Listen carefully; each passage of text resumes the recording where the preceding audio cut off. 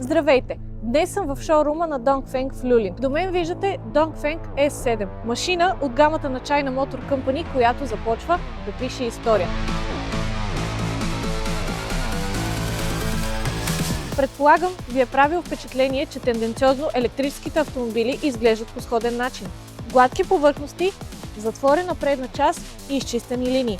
Тук не говорим за дизайн, тук говорим за математика. Всички тези визуални характеристики идват от нуждата за намаляване на въздушното съпротивление. И хоп, точно тук Dongfeng S7 скача дълбоко. Това е автомобилът с най-нисък коефициент на съпротивление – 0,19.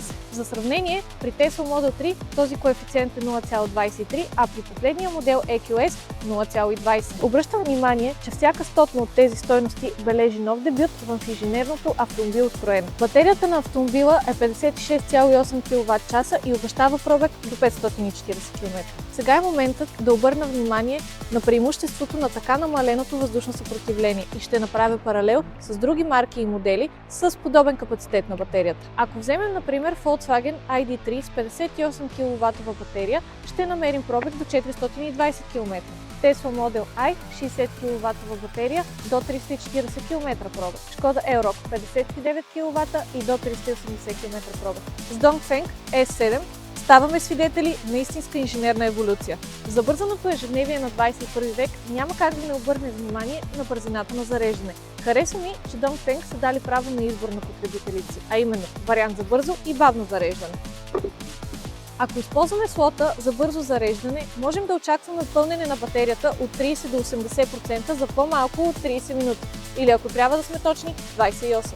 Ако решим, че нощта е пред нас и използваме бавното зареждане, ще напълним батерията до пълния ѝ капацитет за 8-9 часа. Разбира се, този метод е много по-благоприятен за здравето и живота на батерията. Както повечето китайски автомобили, колата е много добре оборудвана.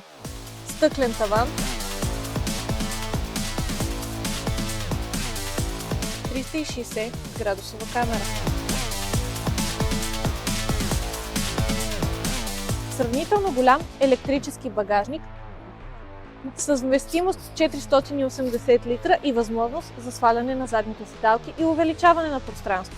Интересно е, че автомобилът не разполага с старт-стоп бутон. След детектиране на ключа, дръжките се отварят, качваме се в колата. Електрически седалки, 4 режима на шофиране – еко, стандартен, спорт и спорт плюс. И сме готови да потеглим веднага, щом зададем D на скоростния лост.